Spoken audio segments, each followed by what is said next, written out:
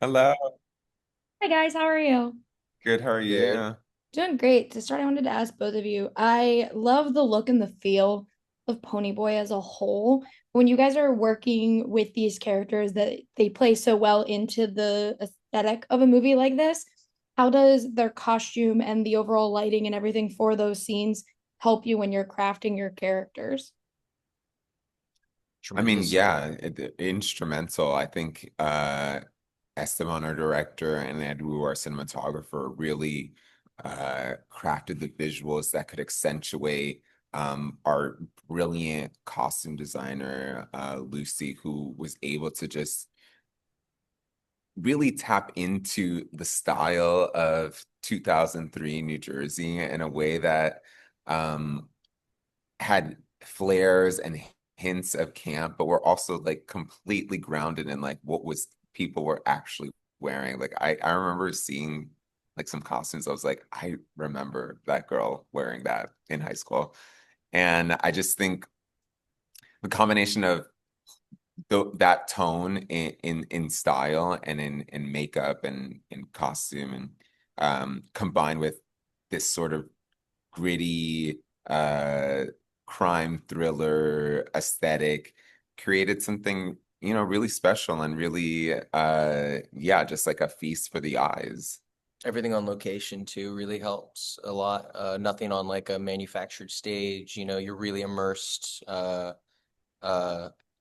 every setting that we had on this film was a location. The laundromat was real. It was on a street corner in Jersey. You know what I mean? And that stuff goes a long way too. It was 5 blocks away from my house, my parents' house in New Jersey. Yeah. I know.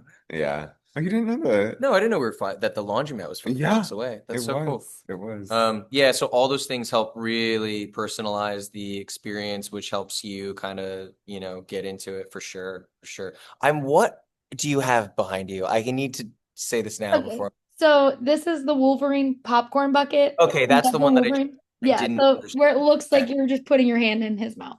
That's what. okay, I'm Okay. understanding that. Yeah. And then the nerdy Fisting shit. his mouth is Yeah. what they're going for. Yeah, okay. That's a forearm size. Yeah, pretty much. That's what they were going for with that. And I just Getting leave it into the there. bicep. That's past elbow. Okay, all right. Thank Just you. leave it there for the vibes, because why not? Um, Yeah, that was great. well, and River, I wanted to ask you, you got to live out, I think what I would count as a lot of people's dream. Got to have these somewhat very sweet romantic scenes with Murray Bartlett, and I feel like that is like it's become a thing that everyone wants and dreams of. How was it, throughout this movie, not only with Murray, but with every character, getting to build out how they relate to you and like those scenes because they're all so different and unique in their own ways. I mean, I had the best cast that I could have asked for this movie. And Murray actually, he had actually come to a screening of Ponyboi the short film at Tribeca and allegedly says he met me there. I don't recall. But you're in the reverie They of didn't like remember him. getting complimented and stuff. Yeah. But he had actually reached out, he had actually reached out to me to act in his short film a few months after, and it didn't work out in my schedule. But we stayed in touch. And then when we were making this feature and Esteban, our director, pitched Murray, I was like, I know Murray. And so I hit him up and he was just so down. And those scenes with Murray are so dear to my heart because he's just, I mean, like Dylan, just like some of the best human beings that I've had the fortune of meeting, of being in my life now. And a lot of, his character represents this kind of like fantasy angel cowboy, and Murray himself is just such a spiritual, like he's just emanates so much like love. And so when we weren't shooting our scenes, like we were just having deep conversations about, I mean, like everything about, our past, our histories, our astrology. Like it was just, yeah, and he's since become my mom. I call him not mother, mom. And it's funny because He's I not. remember there's this one scene where like we had to like kiss and stuff. And I was like, Mom, you need to kiss me better. Just kind of weird thinking about it now, but yeah, no, I love him. I love him so, so much. Yeah, you feel so safe with him in those scenes. It's like so sweet to see Ponyboi like feel that safe in Yeah, around the character, yeah, you know, in contrast to the rest of like the turmoil of yeah, the environment and the poisonous environment of the film and the yeah. laundromat that they're caught up in. It's very cool.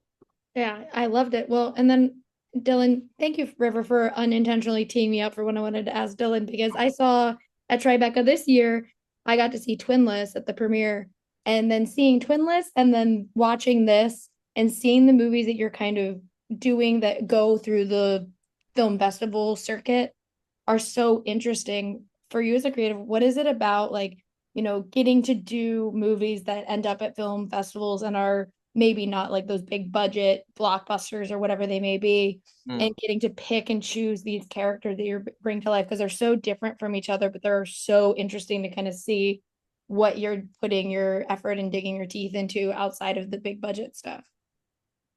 Yeah, I appreciate that. I mean, it's funny because I've never considered myself a big budget movie actor, but I do think that that is more commonly a question that I will, for the record, state that my first film was an indie film and it went to Sundance, so I'm an indie actor all the way, babe. All the way, always have been. I did briefly, yes, have commitments to the studio space for a span of years, I think, in a way that has informed people's perception of my choices, maybe, or who I am as an actor. But in terms of like operating with yeah, I guess a degree of selectivity like that I'm fortunate enough at this window of my life and career to operate with. I've really like loved, lending, I guess, my energy towards things that I deem to be really original and feel really like singular and special to me in movies that I just feel like don't get made anymore and are tough to get made, and if I can lend a hand in even remotely in them being financed, I love to try to be a part of that team. You know what I mean? Like that's just something that means a lot to me. As like someone who, I'm a real big fan of this industry and obviously of this art form, but I obviously have a lot of issues with some things I see as well. And I think a lack of original voices and is one of those in this sort of era of kind of regurgitation that we're sort of experiencing. And I just think that, the more that we can do as artists to contribute to the pendulum swinging back. I think that's just always our duty, and I believe in that so wholeheartedly. And yeah, and then so I guess in this example with Ponyboi and with Twinless as well, these are two projects that mean so much to me and always will. And they are moments where I got to you know I got to jump in and collaborate with a really inspiring voice to me in this industry and get to do something that's so exciting and challenging and feels fresh and new, and that we're not just like adding the same old shit to the space, you know what I mean? Quite the opposite actually, and that feels really exciting to me as an artist, and that's kind of the who I want to be in this industry. Yeah. When off of that, I wanted to ask for last question. One of my favorite things about this movie is it is like a thriller crime film, but it is so unique in that it doesn't feel like the same ones that we've seen time and time again, or we can't really figure it out as easily as we can other crime films. And so I wanted to ask both of you, what is the most exciting part about getting to see people go on the journey with Ponyboi and talk about it and try and see what they like about it?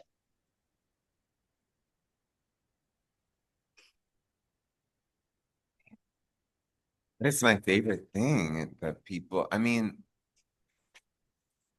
we're at a We're at a country bar. country bar. It's great. The background is perfect. And then I just Go down.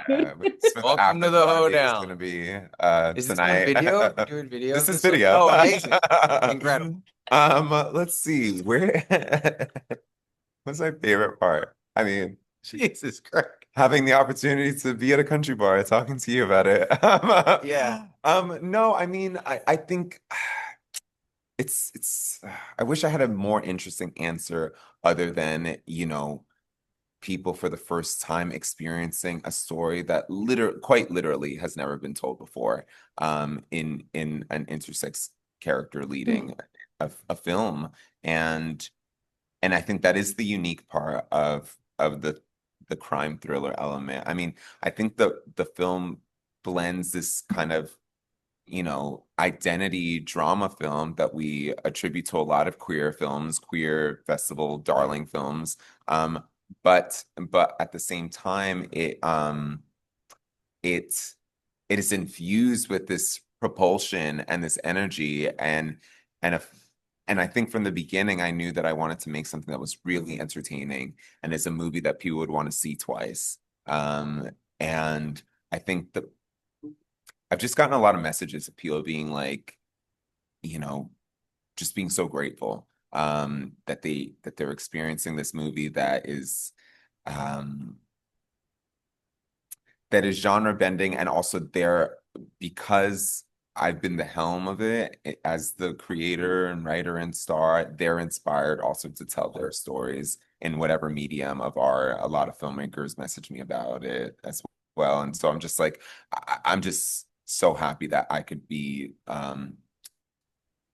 contributing to new artists to follow their dreams as well.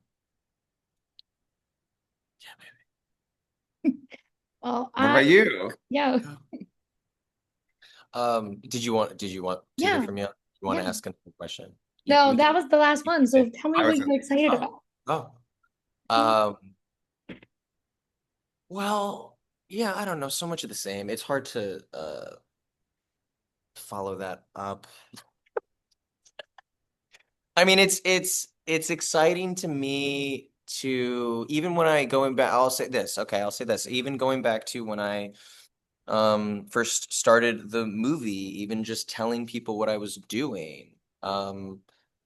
It was most people's first time even hearing what intersex, the concept of intersex, and so um yeah, I just think that that's like it is so largely unrepresented in this industry, and we've never seen anything like it. And I think there's something really exciting about that to the effect of like anybody even being pointed towards this movie, as very likely very ill-educated on what this even is. And I think there's something amazing about that. And I guess eh, aside from that, it is also just like a really fun movie to watch with an audience. I kind of never get tired of sitting down and kind of like, immersing yourself in the experience that like the crowd goes on. It's like, you try to soak those times up, right? Because the movie only ever comes out once. This is a really special one to us. And like, with that said, are you gonna watch tonight? No, I'm putting you I on the think I'm gonna watch this tonight. Yeah, you got Are it. you gonna Yeah. watch it tonight? Of course, it's the premiere. So it's always really exciting to like, to see them go on the ride, and Mhm. to hear them laugh, to hear them gasp. There were so many gasps at the Oh last my one. Like God. you love that Yeah. like it's punching in that way. And yeah, so yeah, that's what I came up with. Well, I can't wait for everyone to see it, not only at the premiere, but also just like in general. I can't wait for everyone else to get to experience Ponyboi. And thank Oh you yeah. guys so much for talking with me today. I really appreciate it. Really Thank you, appreciate you, Rachel. Leishman. Thank you. Have a great one. Bye. Bye. Bye.